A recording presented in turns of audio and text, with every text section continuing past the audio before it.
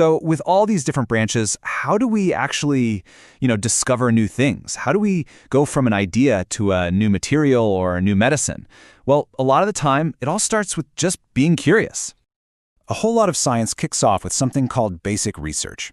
And the goal here isn't to invent a specific product or fix a particular problem. Nope, it's just learning for the sake of learning. It's driven purely by a desire to know more about the universe. And sometimes chasing that curiosity leads to some absolutely incredible and totally accidental discoveries. And there is no better story to illustrate this than the invention of Teflon. It's fantastic.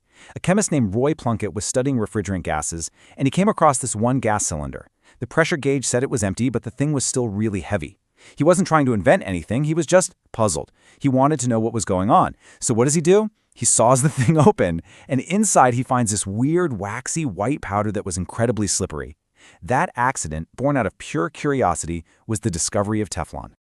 So, that whole Teflon story, it's the perfect roadmap for how innovation actually works.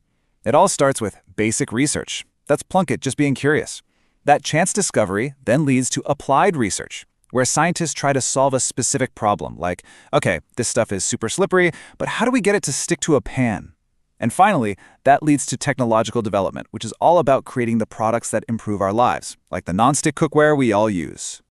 And this path, this journey from just a simple question in a lab to a product that changes your life, well, it happens constantly. It's pretty much the engine that drives the modern world. I mean, think about how you're even watching this right now. The internet, right? It's probably coming to you through fiber optics.